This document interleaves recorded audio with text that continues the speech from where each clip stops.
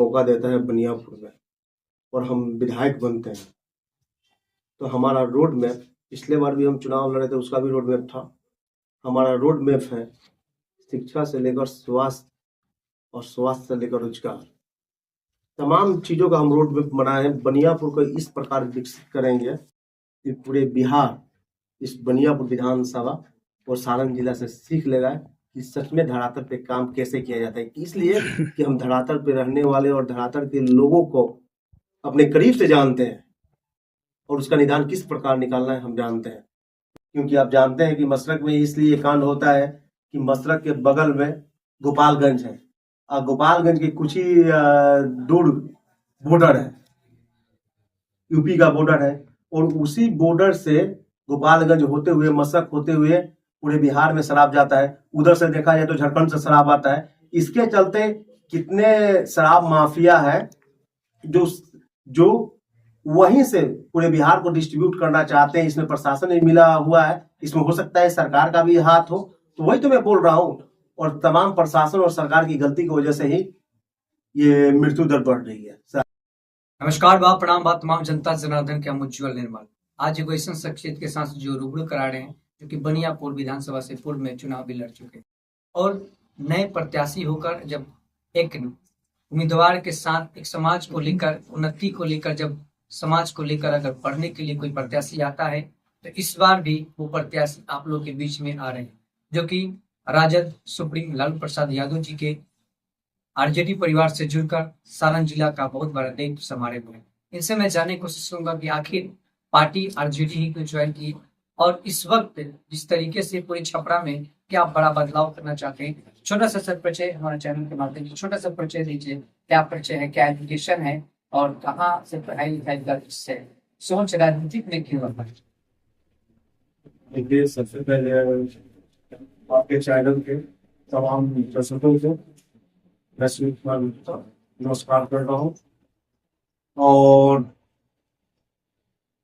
जैसे कि आपने मेरा परिचय पहले से ही बता चुके हैं और पहले से जानते भी हैं कि पहले से लगातार समाज के लोगों के बीच जहां भी कोई त्रुटि होती है, ब्लॉक के द्वारा, थाने के द्वारा, स्वास्थ्य केंद्र के द्वारा, गरीब शोषित वंचितों का आवाज उठाते रहे हैं। और पढ़ाई लिखाई जो मेरा है, ग्रेजुएशन किया हूँ, BA किया हूँ, MA किया हूँ, MA किया हूँ। और उसके बाद अभी तुरंत कुछ दिन पहले हम राष्ट्रीय जनता दल ज्वाइन किए और उसके द्वारा हमें बहुत ही बड़ा दायित्व दिया गया है सारण जिले में। सारण जिला का भी मैं जिला अध्यक्ष हूँ व्यवसायी प्रकोष्ठ का। और क्वेश्चन आप और पूछे थे हमसे कि कौन से उद्देश्य से आप आरजेडी ज्वाइन किए, आपका उद्देश्य क्या है, विजन क्या है, क्या किया आप आरजेडी ज्वाइन। मैं जिस प्रकार माननीय नेता लालू प्रसाद यादव जी की कार्यशैली से प्रभावित हुए हैं, माननीय नेता भोला यादव जी की कार्यशैली से बहुत ज्यादा प्रभावित हुए हैं, और जो लोग दायित्व का निर्वहन कर चुके हैं पहले, जिसमें तमाम शोषित, वंचित, पिछड़ा, अति पिछड़ा, दलित, महादलित, अल्पसंख्यक को धरातल पर लाने का जो प्रयास किए, उस प्रयास में वो लोग सफल रहे हैं उस समय, उससे हमको बहुत प्रेरणा मिला है। हमारे नेता माननीय लालू प्रसाद यादव जी बहुत पहले ये सब समस्याओं से निकाल चुके हैं और वर्तमान में नेता प्रतिपक्ष भाई तेजस्वी यादव जी के द्वारा अब कुछ ही काम बचा है बिहार को विकसित करने के लिए, बिहार को पुनः स्थापित करने के लिए। और हमें लगता है उससे काम में पूरे सारण जिला ही नहीं, पूरे बिहार के व्यवसायी वर्ग के जितने हमारे साथीगण हैं और जितना हमारा व्यवसायिक परिवार है, एकजुट होकर राष्ट्रीय जनता दल को अपना बहुमूल्य मत दे दे तो हमें लगता है कि बिहार पुनः स्थापित भी हो जाएगा और विकसित भी हो जाएगा। अब जैसे कि आपने एक बड़ी बात आपने कही अभी भी कि पूरे बिहार में जिस तरीके से बिहार पिछड़ा जाति की बात आप करते हैं, बिहार में यहाँ पे रोजगार नहीं है, बिहार में बड़ा पलायन नहीं है, लोग यहाँ पे मजदूर हैं, मजदूर दूसरे स्टेट में जाते हैं, उनको अपमानित किया जाता है, बिहारी सबसे अपमानित किया जाता है। तेजस्वी जी का 17 महीना का सरकार रहा, आखिर 17 महीना का सरकार रहा, लेकिन बिहार में कुछ बड़ा बदलाव क्यों नहीं हुआ? देखिए, हम पहले बता चुके हैं आपको कि लालू यादव जो समाज के शोषित वंचित असहाय लोग थे, जो दबे कुचले थे, उन तमाम लोगों को घर से निकाल कर रोड पे लाने का काम किए, आवाज देने का काम किए। अब काम थोड़ा सा ही बचा था और इसका झलक 17 महीना में माननीय नेता तेजस्वी यादव जी ने पूरे बिहार में स्थापित करके दिखा दिया। इतना दिन से सरकार चला रहा था नीतीश कुमार का, लेकिन उसके बावजूद आप शिक्षक का जो वैकेंसी हुआ, पूरा मतलब बिहार जानता है, कहते कहते 17 महीना में 5 लाख शिक्षकों की बहाली दी, ये माननीय मतलब तेजस्वी जी ने दी। और जो काम बचा हुआ है, और जानते थे माननीय नीतीश कुमार जी कि जो वचन दिए हैं तेजस्वी यादव कि पूरे बिहार में किस प्रकार उनका रोड मैप है और किस प्रकार ग्रोथ करना है, और ग्रोथ कर रहे थे। नीतीश कुमार का कोई दायित्व नहीं था, ना कोई काम। अगर जो उनको करना ही था तो महागठबंधन से पहले भी वो कर सकते थे, महागठबंधन से पहले भी नियुक्ति पत्र बांट सकते थे, लेकिन उन्होंने नहीं बांटा। लेकिन ये सफल होगा 2025 में। हमें जो दायित्व मिला है पूरे सारण जिला के जिला अध्यक्ष पद पर, में पूरे के पूरे सारण जिला के 10 विधानसभा, 20 प्रखंड और प्रत्येक पंचायत में आरजेडी राष्ट्रीय जनता दल को ग्राउंड लेवल पे, बूथ लेवल से लेकर पंचायत और पंचायत से प्रखंड और प्रखंड से जिला स्तर पर इस प्रकार मजबूत करूंगा कि हमारा प्रयास रहेगा कि 10 में 10 सीट जीतकर हम भाई तेजस्वी यादव को और राष्ट्रीय जनता दल को इतना मजबूत कर दें। तो क्या लगता है, जिस तरीके से आप कह रहे हैं कि 10 विधानसभा में आरजेडी इस बार बहुमत के साथ अपना सरकार बना पाएगी, पूरे बिहार में सरकार बना पाएगी, लेकिन डबल इंजन की सरकार अभी है, एक तरफ भारतीय जनता पार्टी, दूसरी तरफ जदयू का तमाम खेमा के साथ जुड़ा हुआ है, तो क्या लगता है कि बिहार में इस बार नीतीश की सफाया है? हमें तो पूरा लग रहा है कि इस बार एकदम नीतीश की सफाया है। आप डबल इंजन की सरकार बोल रहे हैं, डबल इंजन की सरकार में खाली धोखाधड़ी है। किस प्रकार मतलब जनता को मूर्ख बनाया जाए, किस प्रकार गरीब शोषितों के अंदर एक उम्मीद दिखाकर उस उम्मीद पे खड़ा ना उतरा जाए। अब तो खुद जानते हैं कि मतलब कि डबल इंजन की सरकार में, और जो केंद्र में बैठी हुई है सरकार 2014 में ही बोली थी कि 2 करोड़ नौजवानों को रोजगार देंगे, प्रत्येक परिवार को 15 लाख रुपया देंगे। ये उसके साथ साथ जब चुनाव हो रहा था तो माननीय मोदी जी के द्वारा एक भाषण हुआ था जिसमें बोले थे कि बिहार को पैकेज देंगे 1,25,000 करोड़ का। उसके बाद वही हाल है। तो ये तमाम चीजों को बिहार की जनता भली भांति समझ चुकी है कि अगर सच में कोई पार्टी भी उनके लिए और उनकी सोच पे उतर सकती है तो राष्ट्रीय जनता दल, क्योंकि तत्काल में महागठबंधन की सरकार जो चली है और माननीय नेता प्रतिपक्ष के द्वारा जो मैनिफेस्टो आया है उस पर निरंतर काम चल रहा था, कुछ हद तक काम हो भी गया था। इसके बीच में ही माननीय नीतीश कुमार बिहार के मुख्यमंत्री ने फिर जाकर भारतीय जनता पार्टी में जुड़कर अपना सरकार बना ली। तो उनको भी डर था कि हाँ, इतना दिन से हम तो कुछ किए नहीं है, सारा क्रेडिट जा रहा है भाई तेजस्वी को। तो आने वाले समय में तेजस्वी खुद अपने पार्टी से राष्ट्रीय जनता दल जो काम करेगा उसी पे जनता विश्वास करेगी। राष्ट्रीय जनता दल को किसी की आवश्यकता नहीं है, जो काम नहीं करेगा पार्टी उसको मतलब कि साइड करेगी और पुनः अकेला ही लड़के अपना पूरा बिहार में सरकार बना सकती है, क्योंकि जनता चाहती है जो काम करेगा उसी को अपना वोट देंगे। ये डर के मारे चले गए, लेकिन इसके बावजूद भी बिहार के जनता में ये विश्वास हो गया है कि अगर भाई तेजस्वी यादव को मुख्यमंत्री बनाया जाए तो करप्शन से लेके, क्राइम से लेके, बेरोजगारी से लेके तमाम चीजों का निदान हो सकता है। और हमें पुनः विश्वास है कि इस बार महागठबंधन की सरकार में हमें लगता है कि 140 नहीं, हमें लगता है कि 200 प्लस कहीं ना हो जाए, ऐसा लहर है माननीय तेजस्वी यादव जी का। जी, आप कह रहे हैं कि पूरे बिहार में तेजस्वी जी का इस बार सरकार बनेगी तो अगला मुख्यमंत्री तेजस्वी यादव होंगे? एकदम अगला मुख्यमंत्री एकदम तेजस्वी यादव होंगे, इसमें कोई शक नहीं है। बिहार में एक नए दल के भी पार्टी का शुरुआत हुआ है, प्रशांत किशोर का। प्रशांत किशोर तमाम ट्वीट में कर रहे हैं कि लालू जी ने ये नहीं किया, नीतीश बाबू ने ये नहीं किया। तो क्या प्रशांत किशोर के आने से जो जातिगत राजनीति बोल रहे हैं कि जातिगत राजनीति को सफाया कर देंगे प्रशांत किशोर, तो क्या प्रशांत किशोर के आने से जातिगत राजनीति खत्म हो पाएगी? देखिए, सबसे पहला बात है कि प्रशांत किशोर जिस शख्स का नाम है, विभिन्न विभिन्न प्रदेशों में ये काम कर चुके हैं। और कौन सा काम किए हैं अब पूरे जनता भली भांति जानती है। ब्रोकर का काम किए हैं। और ब्रोकर का कौन सा काम किए हैं, तो ऐसा ऐसा रणनीति बनाया है कि किस प्रकार उस प्रदेश का वो व्यक्ति जो ना पढ़ा है ना लिखा है, मतलब एकदम पंक्ति के अंतिम मोड़ पे है, उसके लिए कौन ऐसा शब्द का प्रयोग बना के हम दे पार्टी को कि वो बात को रखे ताकि वो भी वोट उस पार्टी को दे दे। मतलब गरीब असहाय को इस प्रकार अपने शब्दों से प्रेरित करके उस पार्टी को जितवाकर अपना पॉकेट भरने का काम किए हैं। और उसके साथ साथ वो गांधी जी को लेकर चल रहे हैं। गांधी जी का तो सोचता है कि ऐसा योजना बनाया जाए कि वो योजना उस अंतिम व्यक्ति तक पहुंचे जो असहाय है, शोषित है, अज्ञानी है, और उसका उत्थान हो जाए। अगर उसका उत्थान हो जाएगा तो सबका उत्थान हो जाएगा। वो गांधी जी की छवि को बदनाम करने की कोशिश कर रहे हैं। कहाँ गांधी जी, कहाँ प्रशांत किशोर। प्रशांत किशोर बोलते हैं कि हम आए हैं बिहार की कर्ज को अदा करने। हमें तो लगता है कि बिहार को कर्ज में डुबाने आए हैं।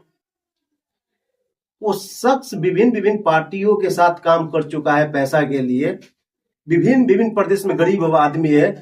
गरीब आदमी का किस प्रकार वोट लेना है उसका रणनीति तय करता है, वो शब्द तय करता है, उस पार्टी को देता है, जितवाता है। उस व्यक्ति से बिहार की जनता क्या विश्वास करे। बिहार संस्कृति, मानवता और इंसानियत का एक जीता जाता उदाहरण है। और यही जानकर बिहार की जनता से छल करने के लिए आए। उसके साथ हमें पूरा विश्वास है बिहार की जनता उसकी ओर जाने वाली नहीं है।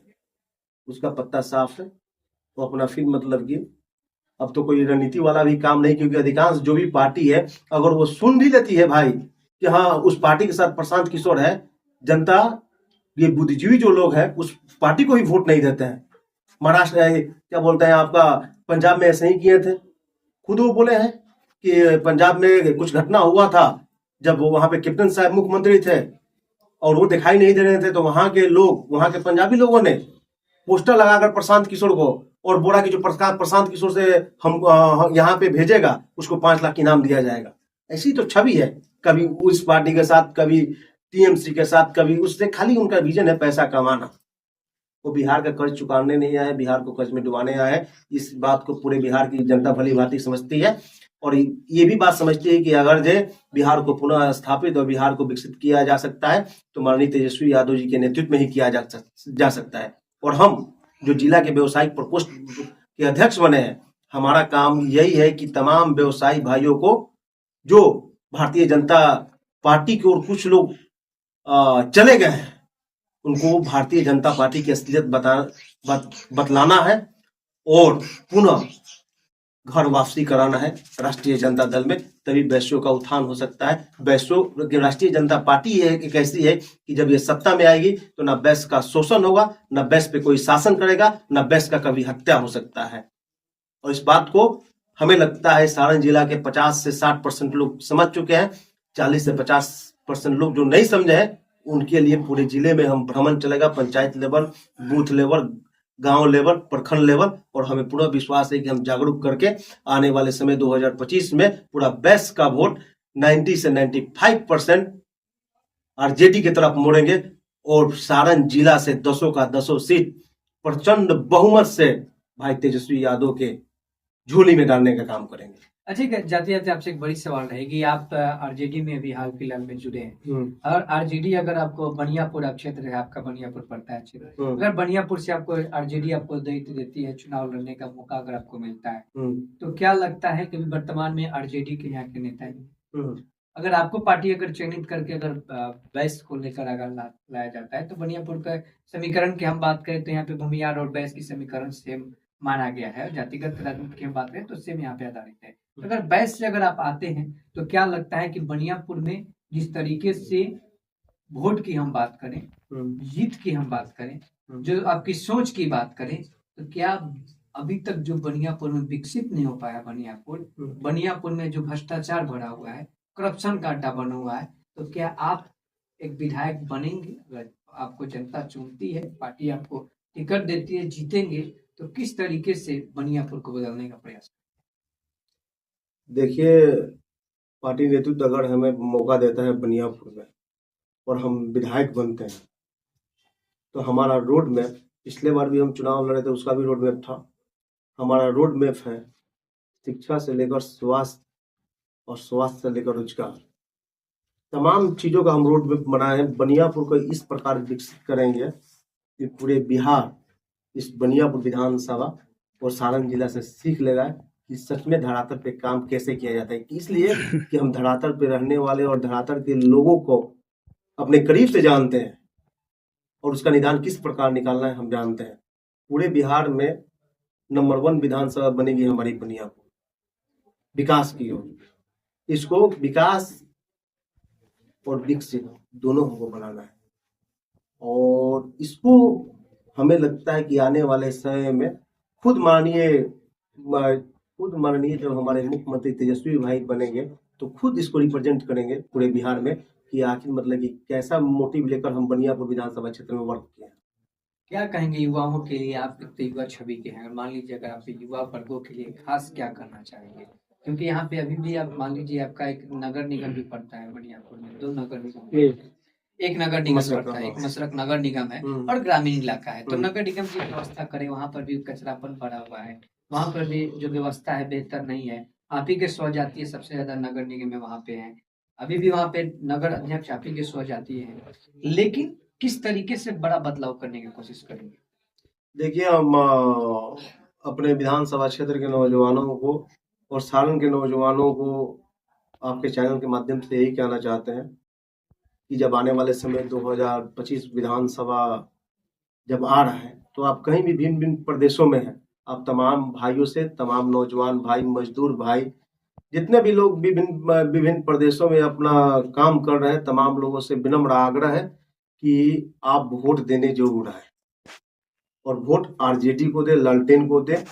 हम सारण जिला के तमाम नौजवानों से ये वादा जरूर करता हूँ कि हमारा कथित प्रयास रहेगा कि साल से 1.5 साल के अंदर आप लोग जो बाहर में अपना रोजगार ढूंढ कर काम कर रहे हैं, हमारा पूरा प्रयास रहेगा कि साल भर के अंदर पूरे सारण जिला के नौजवानों को सारण में ही हम रोजगार दें। उसका रोड मैप हमारे पास है, किस प्रकार रोजगार देना है, जो पढ़ा लिखा है उसके लिए किस प्रकार देना है, जो मजदूर भाई है उसके लिए किस प्रकार देना है, जो हमारे बहनें हैं उसको किस प्रकार रोजगार देना है, सब मेरे पास रोड मैप बना हुआ है।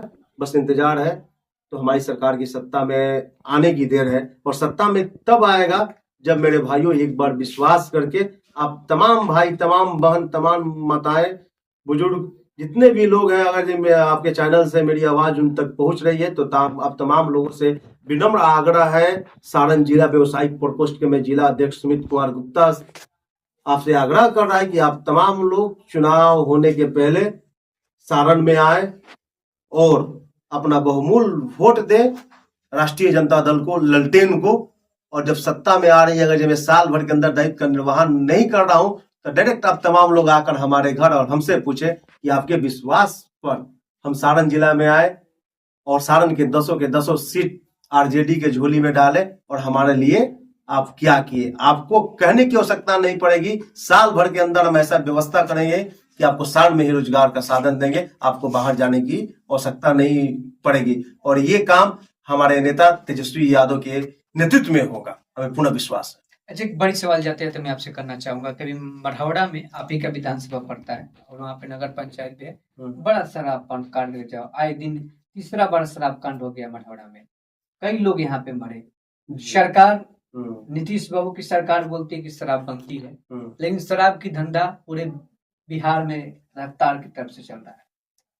प्रशासन भी कह रहा है कि शराब बंदी है, तमाम जगह शराब पकड़ा रहा है, लेकिन अभी भी आरजेडी के 17 महीने का सरकार रहा, उसमें भी शराब कांड हुआ। डबल इंजन का सरकार बना, उसमें भी शराब कांड हुआ। तो इस पे आपका क्या व्यक्तित्व रहेगा? देखिए, इस पे मेरा यही कहना है कि शराब कांड के तहत जिस परिवार का सदस्य स्वर्गवास हुए हैं, तो तमाम परिवारों को मैं यही कहना चाहता हूँ कि ये योजना माननीय मुख्यमंत्री नीतीश कुमार जी लेकर आए थे और इसका हत्यारा 2 आदमी है। इसका हत्यारा है माननीय मुख्यमंत्री जी और जिला प्रशासन।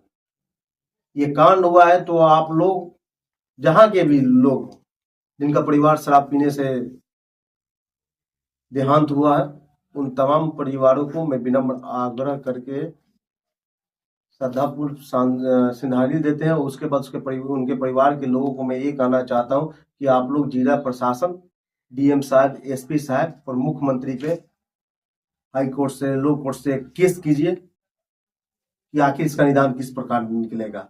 क्योंकि माननीय मुख्यमंत्री जी के द्वारा ये भी आता है बातें कि शराब जो पिएगा वो मरेगा है।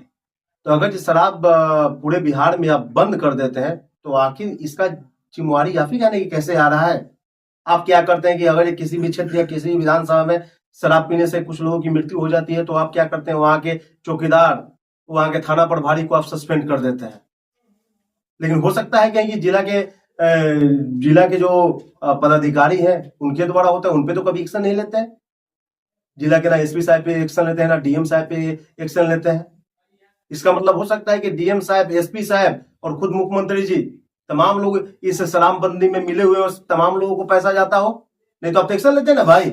आप छोटे छोटे पदाधिकारियों को सस्पेंड कर देते हैं, लेकिन आप एसपी साहब को सस्पेंड नहीं करते हैं कि हाँ भाई तुम्हारे देख रेख में पूरा जिला है, कैसे बॉर्डर से पास हो गया, कैसे आ गया। इसका मतलब तुम सो रहे हो। उसके साथ साथ जिला अधिकारी महोदय, डीएम साहब, उनका कोई नियंत्रण नहीं रहता है। क्यों? हो सकता है कहीं मिले हुए हो। तो मैं तमाम जितने भी मृतक परिवार के लोग हैं उन लोगों से मैं कहना चाहता हूं कि आप लोग मुख्यमंत्री और जिला प्रशासन, डीएम और एसपी के पे केस कीजिए। आने वाले समय 2025 में भाई तेजस्वी की सरकार बनेगी, उसमें उसके बाद आपका ये जो केस किया हुआ फाइल है वो हमारी सरकार लड़ेगी और इन लोगों की सबसे बड़ा दोषी यही लोग हैं। इन लोगों को सजा भी दिलवाएगी और आप लोगों का प्रत्येक परिवार में मुआवजा भी दिलवाएगी। और साथ में जो मृतक परिवार है वो अपना रसीद रखे। प्रत्येक परिवार से आने वाली सरकार, आरजेडी की सरकार में प्रत्येक परिवार से एक परिवार को सरकारी नौकरी भी दिया जाएगा माननीय मुख्यमंत्री तेजस्वी यादव के नेतृत्व में। अच्छा, आपने ये बड़ी सवाल, आपने बड़ी बात कह दी। जाते जाते क्या कहेंगे जिस तरीके से यहाँ पे मसरख को ही टारगेट किया जाता है, बनियापुर विधानसभा को ही टारगेट किया जाता है शराब कांड में, तो आखिर राजनीति है इसमें?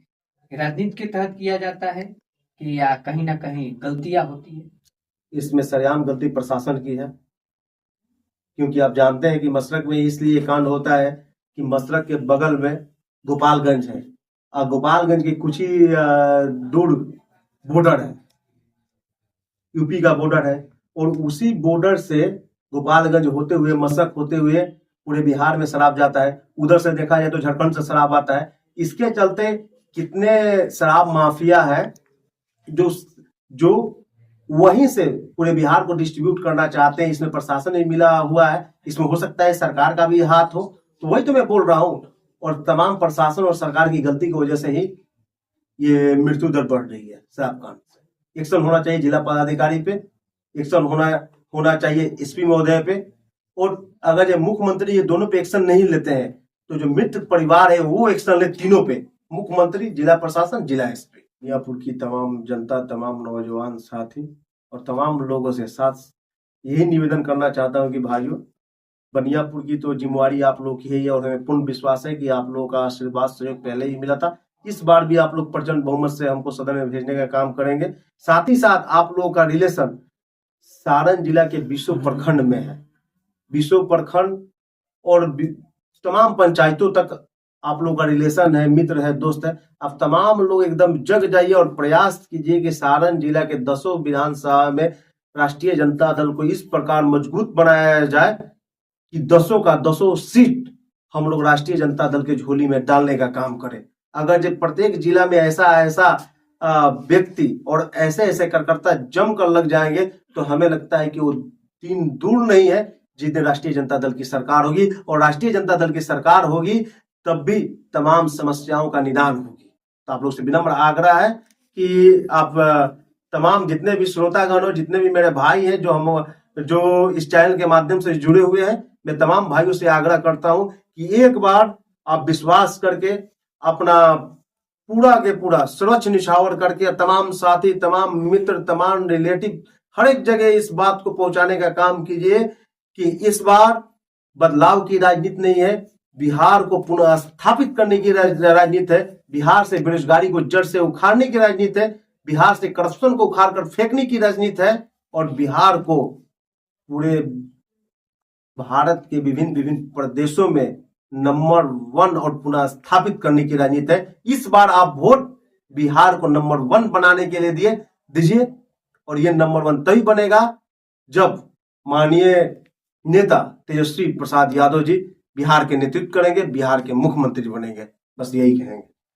बहुत बहुत धन्यवाद हमारे साथ बात करने के लिए। भी हमारे साथ आरजेडी के जो कि अभी जिला के प्रकोष्ठ अध्यक्ष बने हैं सुमित कुमार जी, जो कि इन्होंने समाज के लिए हमेशा तत्पर रहे हैं। इन्होंने साफ तौर पे कह दिया कि बिहार में अगर अगला चेहरा आएगा तो तेजस्वी यादव का चेहरा आएगा, मुख्यमंत्री के पद पे तेजस्वी यादव होंगे। और बदलाव की हम बात करें, अगर बिहार में जनता बदलाव करना चाहती है तो डबल इंजन की सरकार को फेंक दे, क्योंकि अगर तेजस्वी की सरकार आएगा तो बिहार में बड़ा विकसित बदलाव हो सकता है। इन्होंने साफ तौर पे ये भी कह दिया है कि जिस तरह हो रहा है तो कहीं ना कहीं यहाँ के स्थानीय प्रशासन और कई प्राधिकारी का भी इसमें चरम सीमा से लिप्त है, जिसके चलते सरकार इन लोगों पे एक्शन ले, पीड़ित परिवार भी FIR करे। सरकार उन लोगों का आरजेडी की सरकार आते ही मुआवजा और उनके केसों को देखेगी। सभा से आरजेडी से बनियापुर से अगर ये भी आरजेडी से आ रहे हैं तो इन्हें आप सभी सपोर्ट करें, वोट करें, ताकि इस वक्त ये सोचना चाह रहे हैं कि इस बार 10 विधानसभा में आरजेडी के कैंडिडेट जीते और माननीय मुख्यमंत्री तेजस्वी यादव बने बिहार का मुख्यमंत्री, ताकि बिहार बदलाव की ओर रफ्तार करके आगे बढ़े और बड़ा बदलाव हो। तो जय हिंद, जय भारत। निर्मल के साथ स्वस्थ रहें, सुरक्षित रहें।